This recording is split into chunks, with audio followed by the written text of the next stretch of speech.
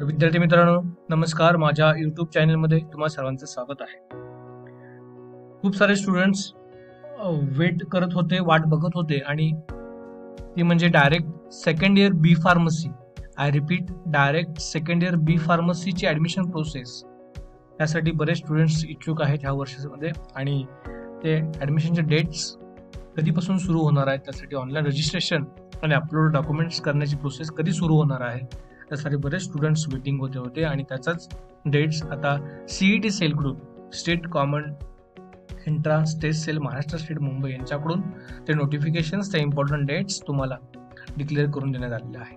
जे विद्यार्थी इच्छुक आहेत डायरेक्ट सेकंड इयर बी फार्मसीला ऍडमिशन घेण्यासाठी, तर त्या विद्यार्थ्यांनी हा व्हिडिओ काळजीपूर्वक ऐका आणि चॅनल सबस्क्राईब केलं नसेल तर सबस्क्राईब करा आणि जास्तीत जास्त मुलांपर्यंत चॅनलची लिंक पोहोचवायचा प्रयत्न करा.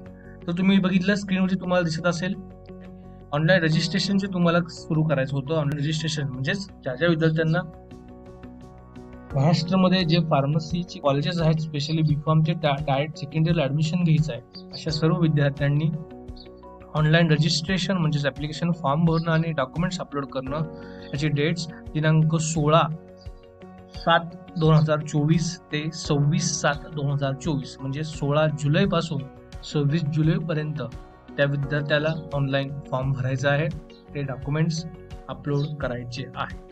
तर अत्यंत काळजीपूर्वक ह्या डेट्स बघा.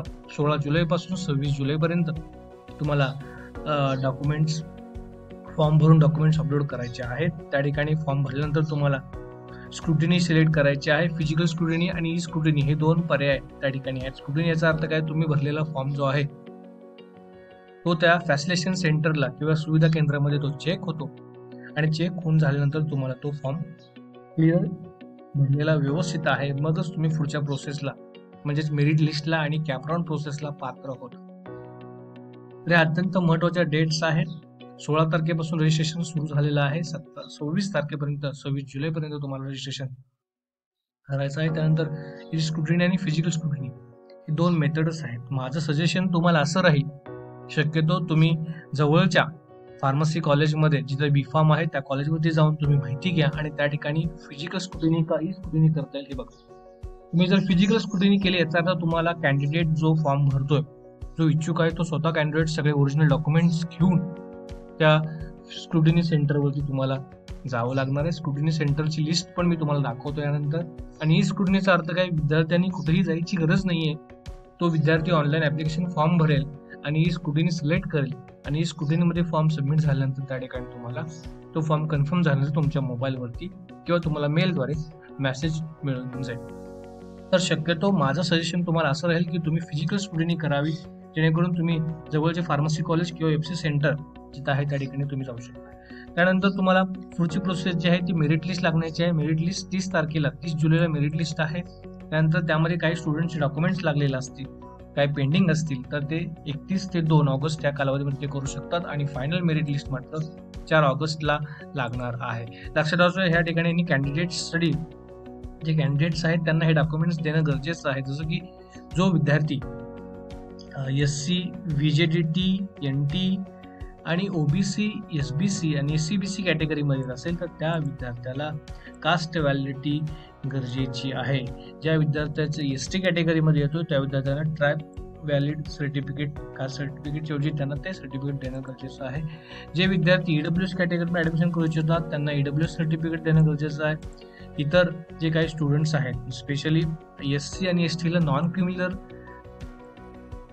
नाही लागत, त्याच्या व्यतिरिक्त ज्या कॅटेगरीत आहेत, VJDT असेल, NT असेल, OBC असेल, SBC असेल, त्या सर्व विद्यार्थ्यांना मात्र नॉन क्रिमिनल लागत असते. त्यानंतर अत्यंत महत्वाचं याची फॉर्मची फी जी आहे, सीट ऍक्सेप्टन्स फी, म्हणजेच ही जी फी आहे ती तुम्हाला सीट ऍक्सेप्टन्स नंतरची आहे.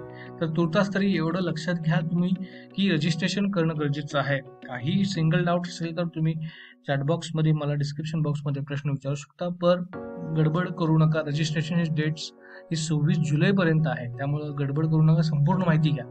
फॉर्म कसा भरायचा त्याचाही लाईव्ह डेमो संपूर्ण माहिती मी तुम्हाला द्यायचा प्रयत्न करीन. तर या ठिकाणी तुम्ही बघितलं तर फॅसिलिटेशन सेंटर म्हणजे तुम्ही कुठल्या रिजनमध्ये राहताय आणि तुम्ही कुठल्या कॉलेजवरती आहे, तुमचा डिप्लोमा झालेला आहे तर तुमच्या कॉलेज त्या ठिकाणी तुम्हाला आहे का येथे आहे का, तर ह्या ठिकाणी तुम्ही सर्च करू शकता. जसं मी ह्या ठिकाणी सातारा जिल्ह्यामध्ये आहे, तर मी इथं सातारा सिलेक्ट केला, तर त्या ठिकाणी सातारा कॉलेजमध्ये जेवढे एफसी सेंटर्स आहेत त्या सगळ्या एफसी सेंटरची नावं त्या ठिकाणी येतात बघा. तुम्हीही त्या पद्धतीनं तुमचं कॉलेज कोणतं आहे ते सर्च करू शकता. आणि त्या ठिकाणी आता हे बघा, इथं 6488 ह्या कोडला माहिनी विभाग शिक्षण Prasarak Mandal college of pharmacy माहिनी, इथे एफसी सेंटर आहे. त्यानंतर गौरीशंकर आहे, संतकृपा घोगाव कॉलेज आहे, कृष्णा कॉलेज आहे. तर असे सातारा डिस्ट्रिक्ट मधले जे जे आहेत ते तसंच दिसतील. तर तुम्ही कुठल्या जिल्ह्यामध्ये आहात आणि तुमच्या जवळपास कोणतं कॉलेज आहे का, तर त्या ठिकाणी जाऊन पण तुम्ही फॉर्म भरू शकता. तर असे हे सिलेक्शन सेंटर आहे. आय होप तुम्हाला हा व्हिडिओ समजला असेल. तर काय डाऊट्स असतील तर चॅट बॉक्समध्ये जरूर कमेंट्स करा. जास्तीत जास्त मुलांपर्यंत हा व्हिडिओ पोहोचवायचा प्रयत्न करा. धन्यवाद.